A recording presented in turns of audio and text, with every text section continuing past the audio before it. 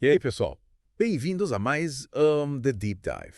Sim, isso aí. Hoje a gente vai mergulhar num tema super atual e importante, as dinâmicas raciais no Brasil. É isso aí, um tema super relevante. Para essa imersão, a gente tem um arsenal de documentos legais, Uhum. pesquisas acadêmicas e até análises históricas para explorar. É isso aí, que a gente vai se aprofundar bastante. Prepare-se para alguns momentos tipo, peraí.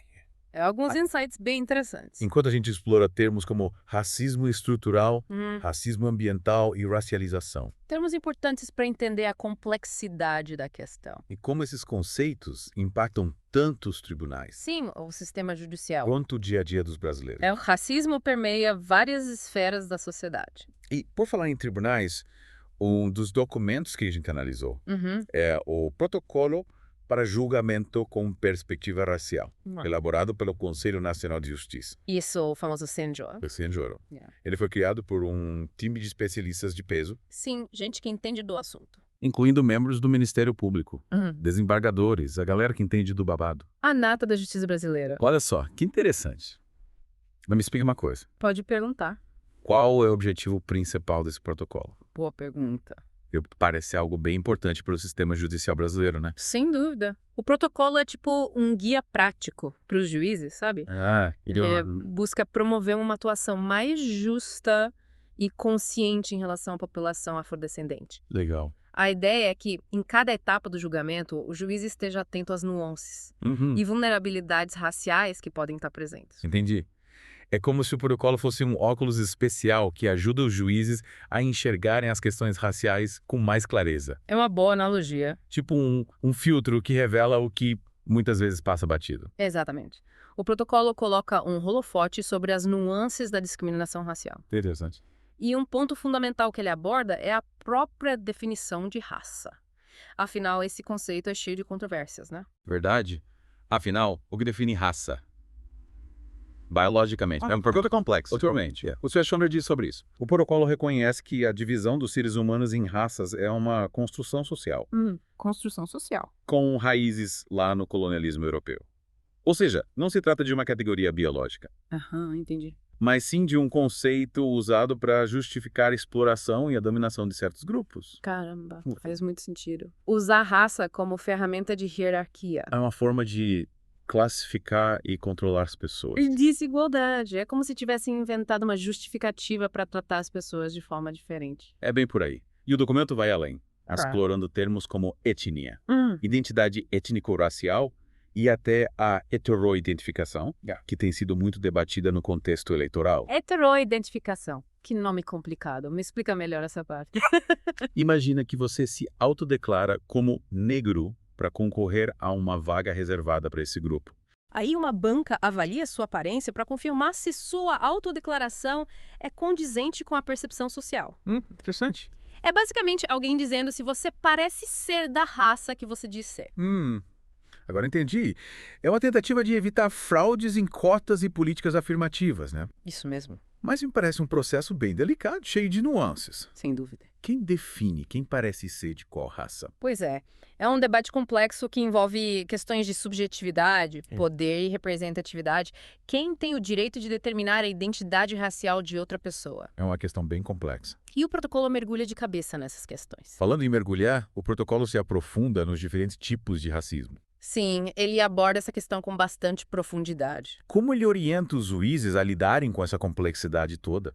O documento explora o racismo estrutural, institucional, recreativo, cultural e ambiental. Caramba! Ele mostra como o racismo se manifesta em várias áreas da vida social, tipo um camaleão. Para combatê-lo de forma eficaz, é preciso reconhecer suas diferentes faces Ele se manifesta de várias formas. e entender como ele opera de maneira sistêmica. Nossa, são muitos tipos de racismo. É assustador como esse problema é enraizado na nossa sociedade. Realmente é um problema histórico e estrutural. E como o protocolo ajuda os juízes a não caírem nas armadilhas do racismo, mesmo sem perceber. Ele aborda os vieses inconscientes, Vieses inconfiantes. que são padrões de pensamento que influenciam sem a gente perceber. A forma como interpretamos os fatos e tomamos decisões. Interessante. Ao se tornarem conscientes desses vieses, os magistrados podem ser mais imparciais e evitar que preconceitos influenciem seus julgamentos. Interessante. É como se o protocolo ajudasse os juízes a limpar as lentes para enxergar os casos com bem clareza, Uma boa metáfora. sem deixar que preconceitos distorçam a visão. Exatamente. E a interseccionalidade, que o protocolo fala sobre isso. Com certeza. Ele destaca como diferentes formas de discriminação, como racismo, sexismo e classismo, se entrelaçam. Mas se entrelaçam. E impactam as experiências das pessoas. Afinal, as pessoas não sofrem discriminação por um único fator, né? Verdade. As opressões se combinam e amplificam as desigualdades. Verdade. Imagina, por exemplo, a situação das mulheres negras, Sim. que sofrem discriminação por serem mulheres e por serem negras. É uma dupla jornada de luta. É uma dupla jornada de luta. Exatamente. O protocolo coloca essa questão em destaque, Que bom. mostrando que essa dupla opressão cria desafios específicos Aham. que precisam ser reconhecidos pelos juízes. É como se ele dissesse: ei, juiz, preste atenção, a história dessa pessoa é única e você precisa levar em conta todas as nuances da sua experiência para julgar o caso de forma justa. E como o protocolo orienta os juízes a lidarem com essa questão da interseccionalidade na prática? O protocolo sugere uma série de perguntas e considerações Entendi. que os juízes devem se fazer ao analisarem os casos. Por exemplo, a pessoa negra em questão enfrenta desafios específicos por ser negra e mulher. Faz sentido. Ela tem acesso aos recursos que precisa. Aham. Existe um histórico de violência ou discriminação Sim. que possa ter moldado suas experiências. A ideia é que, ao se atentarem a esses detalhes, Aham. os juízes tomem decisões mais justas e equitativas. Puxa, que interessante. O protocolo é realmente um guia completo para os magistrados, né? Ele busca ser bem abrangente. Me parece uma ferramenta importantíssima para combater o racismo no sistema judicial brasileiro. Mas ele se limita à teoria ou parte para a prática? Ele vai além da teoria, fornecendo um passo a passo prático para os juízes. Legal, prático. Desde a forma como eles devem se aproximar das partes no processo, a Aham. concessão de medidas protetivas, Hum. a condução da instrução processual, Sim. até a análise das provas e a escolha das leis e precedentes a serem aplicados. Nossa, que completo. E como ele orienta os juízes a abordarem as partes em um processo judicial?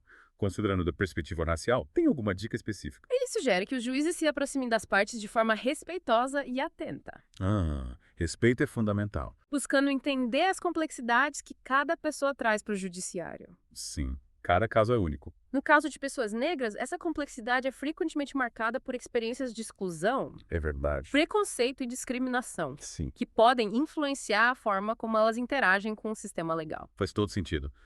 Imagina o peso que anos de experiências negativas com racismo podem ter na forma como uma pessoa negra se porta diante de um juiz, né? É um ponto crucial a ser considerado. É um ponto muito importante a ser considerado. Com certeza. E o protocolo vai além, Sim. sugerindo que os juízes se questionem sobre os desafios específicos que a pessoa negra em questão pode estar enfrentando. Ela tem acesso a apoio jurídico e social adequado. Boa pergunta. Há um histórico de violência ou discriminação que possa ter moldado suas experiências. A ideia é que, ao se colocarem no lugar da pessoa negra, os juízes conduzam o processo de forma mais justa e empática. É como se o protocolo estivesse pedindo aos juízes. Olhe nos olhos dessa pessoa, escute sua história e tente entender o que ela está passando. Só assim você poderá julgar o caso com justiça. Uma ótima síntese. E como ele orienta os juízes na hora de conceder medidas protetivas, por exemplo? Ele enfatiza a cautela, Cautela. buscando garantir que as necessidades específicas da pessoa negra sejam consideradas. Sim, é preciso ter cuidado. Por exemplo, uma mulher negra vítima de violência doméstica pode enfrentar riscos adicionais por ser negra, como discriminação racial por parte da polícia, É verdade? ou de abrigos para mulheres. O juiz precisa estar atento a essas nuances para garantir a segurança Sim. e o bem-estar da vítima. Caramba, que situação complexa. É preciso ter cuidado redobrado para não perpetuar a injustiça, né? Com certeza, atenção aos detalhes é fundamental.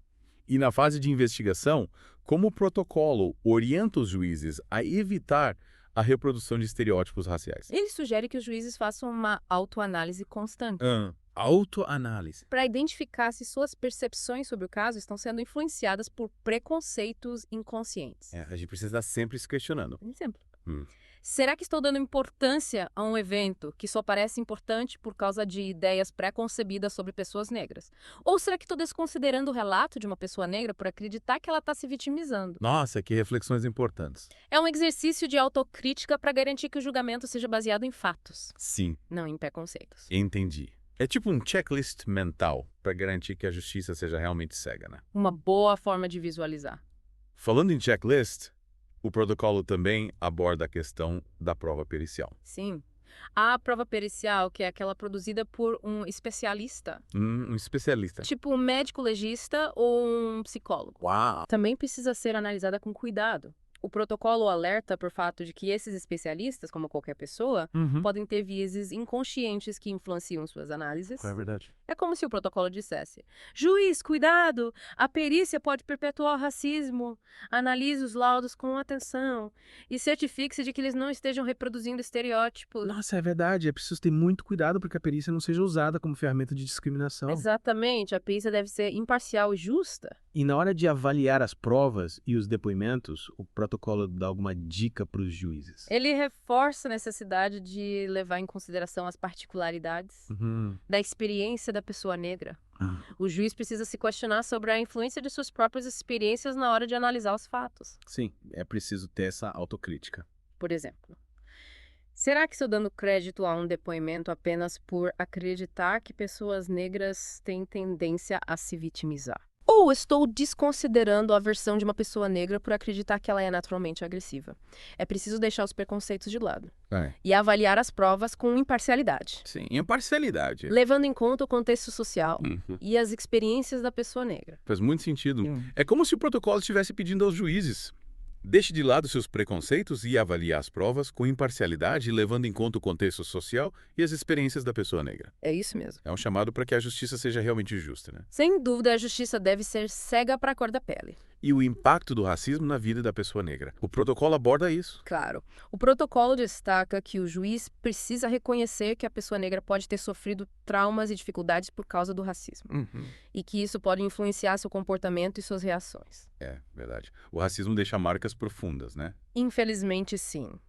As marcas do racismo podem ser profundas e duradouras. É preciso sensibilidade para entender e avaliar o caso de forma justa. Concordo. A sensibilidade é essencial para a aplicação da justiça. E na hora de escolher as leis e os precedentes para aplicar em um caso, como o protocolo orienta os juízes a fazerem isso com uma perspectiva racial. Ele sugere que o juiz pergunte qual o impacto das normas e decisões anteriores na vida da pessoa negra. O impacto das decisões. Elas contribuíram para perpetuar desigualdades ou promoveram a justiça racial. É como se o protocolo dissesse: juiz, você tem o poder de fazer diferença. Escolha as leis e as decisões que vão construir um futuro mais justo e igualitário para todos. Que poderoso! E o protocolo se aplica só na área criminal ou vai além? Ele aborda como a perspectiva racial deve ser aplicada em outras áreas do direito, como o direito de família, civil, do trabalho e até eleitoral. Caramba, que legal. Mas peraí, a gente está no final da primeira parte do nosso mergulho e tem muita coisa para falar ainda. É verdade, ainda temos muito para explorar. Que tal a gente continuar essa conversa na próxima parte, explorando como o protocolo se aplica em cada área do direito? Combinado. Te espero na próxima parte para continuarmos essa imersão no universo da justiça racial no Brasil. Até lá. Até a próxima. E aí, pessoal, de volta para a segunda parte do nosso mergulho profundo nas dinâmicas raciais no Brasil. Na primeira parte, a gente explorou o protocolo para julgamento com perspectiva racial do CNJ. É verdade. Uma ferramenta e tanto para orientar os magistrados a lidarem com as questões raciais de forma justa e consciente. Agora, vamos colocar a mão na massa e analisar como essa perspectiva se aplica em áreas específicas do direito. Isso aí? Que tal começarmos pelo direito de família? Boa. Afinal, ele mexe com questões tão delicadas, importantes na vida das pessoas, né? Excelente ideia. O direito de família é um campo minado quando falamos de questões raciais. É verdade. E o protocolo do CNJ é um guia e tanto para não pisarmos em falso. Sem dúvida. Lembra que a gente falou na primeira parte sobre como é importante evitar a reprodução de estereótipos raciais em decisões sobre guarda? Sim, lembro. Adoção e outros assuntos que envolvem crianças e adolescentes. Sim, lembro. É fundamental garantir que a cor da pele não seja um fator determinante para definir quem tem direito à guarda de uma criança. Exatamente. Por exemplo, ou quem pode adotá-la. É. Seria um retrocesso absurdo, né? Pois é. O protocolo nos alerta para situações em que o racismo se disfarça de preocupação com o bem-estar da criança. Imagina só. Um juiz influenciado pela ideia de que uma mãe negra e pobre não tem condições de criar seu filho. Meu Deus.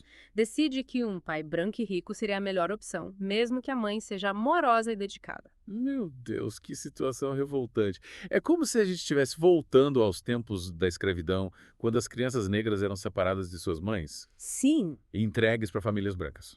é uma realidade que ainda acontece no Brasil, infelizmente. Nossa. O racismo estrutural opera de forma sutil e precisamos estar atentos para identificá-lo e combatê-lo em todos os cantos da sociedade, sem exceção. Mas como o protocolo orienta os juízes a evitarem esse tipo de injustiça? A impedir que isso aconteça. Ele sugere que, antes de tomar qualquer decisão, os juízes façam uma análise crítica das condições socioeconômicas das partes, sem deixar que preconceitos raciais influenciem seu julgamento. O juiz deve se perguntar: a pobreza da mãe negra é um fator determinante para sua capacidade de cuidar do filho? Ou será que é resultado de desigualdades históricas e estruturais que precisam ser combatidas? Perfeito. Afinal, pobreza não é sinônimo de incapacidade, né? Exatamente. E usar isso para tirar uma criança de sua mãe, principalmente quando a questão racial está em jogo, é inaceitável. Concordo plenamente. Tem mais. O protocolo destaca a importância de considerar a cultura e a identidade racial da criança em decisões sobre guarda e adoção. Verdade. A criança negra tem o direito de se conectar com sua história, sua cultura e suas raízes, e o juiz precisa garantir que isso seja respeitado. Concordo. A criança negra não pode ser obrigada a negar sua identidade para ser aceita por uma família branca. Ela tem o direito de ser quem ela é, com toda a sua riqueza cultural e beleza. E por falar em riqueza cultural, lembra que na primeira parte a gente falou da alienação parental como forma de racismo? Sim, ele é... Quando o pai que aliena é branco e o pai alienado é negro? Sim, lembro. Mas como isso acontece na prática... E dá um exemplo. Imagina um pai branco que usa a cor da pele do pai negro para desqualificá-la para o filho. Nossa. Dizendo que ele é menos inteligente, menos capaz, menos responsável. Ele pode até tentar impedir o filho de ter contato com a cultura negra. Que horror. Isolando de suas raízes, da sua comunidade. Que horror. É como se o pai branco estivesse tentando apagar a história e a identidade do pai negro, usando o filho como instrumento de racismo. Que crueldade. Pois é uma forma muito perversa de racismo. E o protocolo orienta os juízes a ficarem atentos a esses sinais, para proteger a criança e garantir o seu direito de conviver com ambos os pais de forma saudável e respeitosa. A justiça precisa ser feita, né? A criança não pode ser vítima do preconceito e da intolerância dos adultos. Sem dúvida. E a adoção interracial, o protocolo fala sobre isso. Sim. Ele orienta os juízes a terem cuidado para garantir que a criança negra não seja adotada por uma família que queira embranquecê-la. Embranquecer, negar sua identidade. Como assim? Sabe aquela crença de que a cultura branca é superior? Sim. Então, algumas famílias brancas adotam crianças negras com a intenção de integrá-las à cultura branca, fazendo-as negar sua história, sua ancestralidade, sua identidade. Que absurdo. É como se a família branca estivesse roubando a identidade da criança negra, impondo a ela seus valores e costumes como se fossem os únicos certos. É um tipo de violência simbólica muito grave. A criança negra tem o direito de ter sua identidade respeitada. Sim. E o juiz precisa garantir que a adoção interracial seja feita com responsabilidade, sem negar as raízes e a cultura da criança. Concordo. A adoção interracial pode ser uma experiência linda e enriquecedora, mas precisa ser feita com respeito e consciência. Sem dúvida. Para não ser uma forma de negar a identidade da criança negra. Exatamente. E além do direito de família, o protocolo também nos dá um norte para analisar as questões raciais no direito civil. Certo. Principalmente quando falamos de direito à terra e à moradia. Direito à terra e à moradia. Que interessante. Me fala mais sobre isso. O protocolo reconhece que a população negra sofre com o racismo ambiental e a especulação imobiliária, sendo muitas vezes privada do direito à moradia digna e segura. Racismo ambiental. Nunca tinha ouvido falar o que isso significa. É quando lixões, indústrias poluentes e outros empreendimentos que causam danos ambientais são instalados em áreas habitadas majoritariamente pela população negra. Nossa. É como se a vida da pessoa negra valesse menos e ela fosse condenada a viver em locais insalubres. Meu Deus. E perigosos. Nossa, que absurdo. Mais uma forma de violência e discriminação que precisa ser combatida com urgência. Com certeza. E o protocolo orienta os juízes a ficarem atentos a essas situações, buscando garantir o direito da população negra à moradia digna em um ambiente saudável e seguro. É o mínimo que a justiça pode fazer, né? Afinal, a população negra tem o direito de viver com dignidade sem ser exposta a riscos ambientais por causa da cor da sua pele. Exatamente. E o protocolo também destaca a importância de garantir os direitos territoriais das comunidades quilombolas. Sim. Descendentes de pessoas escravizadas que lutaram por sua liberdade e formaram suas próprias comunidades. Os quilombos são símbolo de resistência e luta contra a opressão. É preciso garantir que essas comunidades tenham seus direitos territoriais protegidos. E que sua cultura e sua história sejam preservadas. Exatamente. O protocolo orienta os juízes a analisarem os casos envolvendo comunidades quilombolas com sensibilidade e respeito. Buscando garantir que seus direitos sejam reconhecidos e protegidos. Que bom. É fundamental que a justiça seja feita. E que os quilombos tenham seu lugar garantido na história e na sociedade brasileira. Sem dúvida. E no direito do trabalho. O protocolo também se aplica. Sim, ele nos ajuda a entender como as questões raciais se manifestam no direito do trabalho. Certo. Que, infelizmente, é outro campo onde a discriminação racial é muito presente. Discriminação racial no trabalho. Mas como assim? A gente não tem leis que proíbem isso. As leis existem, mas na prática, o racismo no trabalho ainda é uma realidade. Pessoas negras enfrentam dificuldades para conseguir emprego. Nossa. Recebem salários mais baixos do que pessoas brancas que ocupam a mesma função. Meu Deus. São vítimas de assédio moral racial e têm menos chances de serem promovidas. Nossa, que triste. É como se o mercado de trabalho fosse um campo minado para a população negra, cheio de obstáculos e armadilhas. É uma boa analogia e o protocolo orienta os juízes a estarem atentos a essas situações, buscando garantir que as leis trabalhistas sejam aplicadas de forma justa e que a população negra tenha as mesmas oportunidades que a população da branca. É um mínimo, né? O trabalho é um direito de todos. Sim. E ninguém pode ser discriminado por causa da cor da sua pele. Com certeza. E tem um problema ainda mais grave. O trabalho escravo contemporâneo, que ainda é uma realidade no Brasil e afeta majoritariamente a população negra. Trabalho escravo, sério, no Brasil. Achei que isso era coisa do passado. Infelizmente não. O trabalho escravo contemporâneo se caracteriza pela submissão da pessoa a trabalhos forçados ou degradantes. Nossa. Com restrição de liberdade e exploração da sua mão de obra. Um crime terrível que precisa ser combatido com rigor. Que horror. Mas como isso acontece nos dias de hoje? Me dá alguns exemplos. Ele pode acontecer em vários setores da economia. Agricultura, pecuária, construção civil, indústria textil. Caramba. Se manifesta de diversas formas. Servidão por dívida. Trabalho forçado em fazendas ou carvoarias. Nossa. Exploração sexual, trabalho doméstico, análogo à escravidão. Trabalho doméstico, análogo à escravidão. Nunca tinha pensado nisso. O que seria isso? É quando a pessoa é submetida a trabalhos domésticos em condições degradantes, com restrição de liberdade, jornadas exaustivas, salários irrisórios, ou até mesmo sem remuneração. Meu Deus. É uma forma de exploração que, muitas vezes, passa despercebida, já que acontece dentro de casa. É como se a pessoa fosse tratada como um objeto, né? Que tristeza. É preciso denunciar esse tipo de crime e garantir que os direitos dos trabalhadores domésticos sejam respeitados. Exato. E o protocolo orienta os juízes a serem rigorosos na punição dos exploradores. Sim. E a garantirem a reparação dos danos causados às vítimas. É fundamental que a justiça seja feita e que o trabalho escravo seja erradicado do Brasil de uma vez por todas. Concordo plenamente. É uma mancha vergonhosa na nossa história. Sem dúvida. E o protocolo aborda outras áreas do direito além do trabalho. Sim, ele também orienta os juízes no direito penal e no direito eleitoral. Por exemplo, no direito penal. Sim. Ele destaca a importância de combater a seletividade penal, que faz com que a população negra seja desproporcionalmente alvo de prisões e condenações. Seletividade penal. Me explica melhor. É quando o sistema de justiça criminal atua de forma mais rigorosa com pessoas negras. Mesmo quando elas cometem crimes semelhantes aos de pessoas brancas. É como se a cor da pele fosse um agravante na hora de julgar e condenar. Mas isso é um absurdo. A justiça deveria ser cega para a cor da pele. Todos deveriam ser tratados da mesma forma perante a lei. Concordo. E o protocolo orienta os juízes a estarem atentos à seletividade penal, buscando garantir que as decisões judiciais sejam baseadas em fatos e provas, e não em preconceitos raciais. Que bom. É fundamental que a justiça seja feita de forma imparcial. Sim. Sem que a cor da pele influencie o destino de alguém. E a violência policial contra a população negra. O protocolo também fala sobre isso. Sim, ele destaca a importância de combater essa violência brutal e assustadora. Que vítima, principalmente jovens negros, e pobres. O protocolo se refere a casos de agressão física, tortura, homicídio.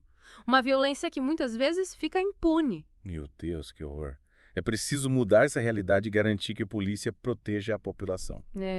E não a mate por causa da cor da sua pele. E o protocolo orienta os juízes a analisarem os casos de violência policial com rigor, buscando punir os culpados e garantir a reparação às vítimas e seus familiares. A justiça precisa ser feita. A violência policial contra a população negra precisa ser erradicada do Brasil. Sem dúvida. É uma violação gravíssima dos direitos humanos. Com certeza. E no direito eleitoral, o protocolo orienta os juízes a garantirem a participação da população negra nas eleições, combatendo o racismo na política. Mas como o racismo se manifesta na política?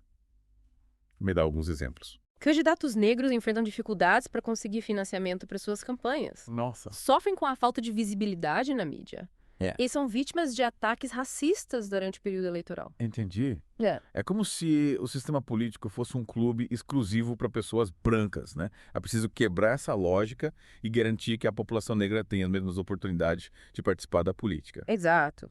O protocolo orienta os juízes a estarem atentos a essas situações, buscando garantir que as eleições sejam justas. Sim.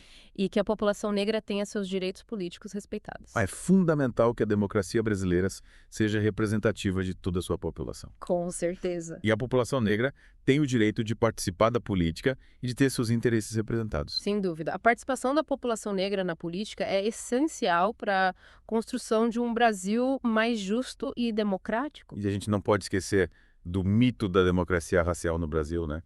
A gente falou sobre isso na primeira parte, lembra? Sim. É uma crença perigosa que mascara o racismo e impede que ele seja combatido de forma eficaz. E como a gente pode combater esse mito? Precisamos falar sobre racismo abertamente. É. Reconhecer que ele existe e causa muito sofrimento. Denunciar as situações de racismo que presenciamos. Sim. E combater as ideias racistas que ouvimos. O silêncio é cúmplice do racismo. Verdade. Precisamos nos posicionar contra essa injustiça e lutar por um Brasil mais justo e igualitário para todos. E o protocolo do CNJ é uma ferramenta importantíssima para nos ajudar nessa luta, né? Com certeza. Ele nos dá um norte para identificar o racismo, combatê-lo, construir um futuro mais justo e igualitário para todos. Mas é importante lembrar, a luta contra o racismo é responsabilidade de todos nós. É isso aí. Temos que nos unir para construir um Brasil onde a cor da pele não seja mais motivo de discriminação e violência. E na próxima parte do nosso mergulho, a gente vai analisar casos concretos que mostram como o racismo se manifesta em diferentes áreas da sociedade. Isso mesmo. Até a próxima parte para continuarmos debatendo esse tema tão importante. E aí, pessoal? De volta para a última parte do nosso mergulho nas dinâmicas raciais no Brasil. Nas partes anteriores, a gente explorou o protocolo para julgamento com perspectiva racial do CNJ. Isso. E como ele busca orientar os juízes para uma posição mais justa e consciente. Agora, na prática, como esse protocolo funciona? Que tipo de impacto ele tem? É hora de ver a teoria em ação. A gente vai analisar alguns casos reais que mostram os desafios e as nuances da aplicação do protocolo. E já aviso. Preparem-se para se indignar. Minha paz. Porque a realidade do racismo do Brasil é dura. Tô pronto também, manda brasa. A gente precisa conhecer essas histórias para entender a complexidade do problema e lutar por justiça. Vamos começar com um caso que aconteceu no ambiente de trabalho. Certo. Lembra que a gente falou sobre discriminação racial no mercado de trabalho? Sim. Pois é, imagina uma mulher negra super qualificada que se candidata para uma vaga de liderança em uma grande empresa. Até aí, tudo normal, né? O problema é que a gente já sabe que o final da história provavelmente não vai ser feliz. Exatamente, ela tinha um currículo impecável, experiência de sobra na área.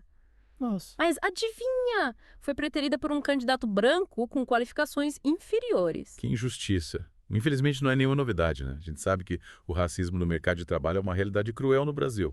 E o pior é que, muitas vezes, essa discriminação acontece de forma disfarçada, sabe? Escondida atrás de outros critérios.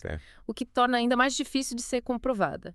Nesse caso, a empresa alegou que o candidato branco tinha um perfil mais adequado à cultura da empresa. Perfil mais adequado. Pensar. Sério. Que desculpa, esfarrapada. Na minha opinião, isso é só uma forma de disfarçar o racismo. É exatamente isso que o protocolo do CNJ tenta combater. Ele orienta os juízes a questionarem os critérios utilizados pelas empresas na hora de contratar. Será que eles são realmente objetivos e justos? Ou será que servem para encobrir a discriminação racial e perpetuar desigualdade? Entendi. O juiz, nesse caso, precisa ir além das aparências. Sim. E investigar se esse tal perfil mais adequado não é apenas um código para não ser negro. Bingo. O protocolo incentiva os magistrados a irem fundo, buscando provas concretas de que a decisão da empresa foi baseada em critérios raciais. Legal. Por exemplo, analisar o histórico de contratações da empresa. Sim. Para verificar se existe um padrão de exclusão de pessoas negras. Principalmente em cargos de liderança. Faz todo sentido. É como se o protocolo dissesse pro juiz: abre o olho, não se deixe enganar. Investigue a fundo e faça justiça. Isso aí. A ideia é garantir que as leis trabalhistas sejam aplicadas de forma justa e que a população negra tenha acesso às mesmas oportunidades no mercado de trabalho. E nesse caso específico, o que aconteceu? A justiça prevaleceu. Depois de uma longa batalha judicial, a mulher negra conseguiu provar que foi vítima de discriminação racial e recebeu uma indenização por danos morais. Que bom.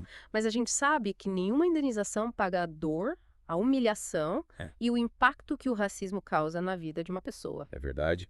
A gente precisa ir além da punição em casos isolados e combater o racismo de forma mais ampla, mudando a cultura das empresas e da sociedade como um todo. Concordo. E agora, para ilustrar a questão da violência policial contra a população negra, vamos analisar um caso que chocou o país. A morte de um jovem negro durante uma abordagem policial. Puxa, que triste. A gente sabe que esse tipo de violência é uma tragédia que se repete com muita frequência no Brasil. E as vítimas, na maioria das vezes, são jovens negros. Sim. E pobres, vivendo em áreas periféricas. É uma realidade brutal. E o pior é que, em muitos casos, os policiais envolvidos saem impunes, protegidos pela corporação, pelo sistema. Meu Deus. Nesse caso que a gente está analisando, os policiais alegaram que o jovem estava armado e reagiu à abordagem. Mas as provas mostraram que ele estava desarmado e foi executado com um tiro pelas costas. Que absurdo! Mais uma vez, a palavra dos policiais contra a vida de um jovem negro, que não está mais aqui para se defender. E como o protocolo do CNJ pode ajudar a garantir que a justiça seja feita nesses casos? O protocolo orienta os juízes a não se deixarem levar pelas aparências ou por versões convenientes. E sim buscarem provas concretas para desvendar o que realmente aconteceu. Por exemplo, o juiz pode ouvir testemunhas, analisar imagens de câmeras de segurança, requisitar perícias independentes para confirmar a causa da morte e as circunstâncias da abordagem policial. É como um guia para que o juiz não se deixe levar pela versão oficial e busque a verdade por trás dos fatos, né? Exato. A investigação precisa ser conduzida de forma imparcial e transparente. E os policiais envolvidos em crimes precisam ser responsabilizados pelos seus atos. Concordo plenamente. A impunidade só aumenta a violência e fortalece a cultura de racismo e brutalidade policial. E nesse caso, o que aconteceu? Os policiais foram punidos. Depois de muita luta da família e da comunidade, os policiais foram condenados. Mas a justiça tardia não traz de volta a vida que foi perdida. E a dor da família jamais será completamente curada. É verdade. Por isso a gente precisa ir além da punição individual e combater as causas estruturais da violência policial. O racismo, a desigualdade social, a falta de treinamento e controle das forças policiais. Tudo isso precisa ser enfrentado. É verdade. A gente precisa de uma polícia que proteja a população. Sim. E não que a dare her rise. Uma polícia que respeite os direitos de todos, independente da cor da pele. E para finalizar nosso mergulho de hoje, quero destacar um ponto crucial. A importância da educação antirracista para combater o racismo em todas as suas formas. Educação antirracista. Me fala mais sobre isso. A educação antirracista é o caminho para desconstruir os preconceitos e estereótipos que alimentam o racismo. Ela precisa estar presente em todos os lugares. Na escola, em casa, no trabalho, na mídia, nas redes sociais. Mas como a educação antirracista pode ajudar a combater o racismo na prática? Ela nos ensina a reconhecer as diferentes formas de racismo, a questionar nossos privilégios, a lutar por uma sociedade mais justa. Ela nos ajuda a entender a história do racismo no Brasil, a identificar as estruturas racistas que permeiam a sociedade e a agir de forma antirracista no nosso dia a dia. Entendi. A educação antirracista é o antídoto para o veneno do racismo. Exatamente. E a gente precisa espalhar essa vacina por toda a sociedade. Mas por onde a gente começa? Comece por você. Busque informações sobre o racismo. Leia livros, assista filmes e séries. Ouça podcasts como o nosso. Converse com pessoas negras sobre suas experiências. Apoie iniciativas que promovam a igualdade racial. E denuncie as situações de racismo que você presenciou. É verdade. A gente precisa agir, se mexer. Não podemos ficar de braços cruzados esperando que o problema se resolva sozinho. Com certeza. A luta contra o racismo é uma responsabilidade de todos nós. E a gente precisa agir com coragem e determinação para construir um Brasil mais justo e igualitário para todos. Chegamos ao fim do nosso mergulho profundo nas dinâmicas raciais no Brasil. Isso aí. Espero que esse episódio tenha aberto seus olhos para a urgência desse debate. E que a gente possa sair daqui inspirados a agir e lutar por um Brasil mais justo e igualitário para todos, independentemente da cor da pele. É isso aí? A luta contra o racismo continua. Um grande abraço a todos e até o próximo mergulho.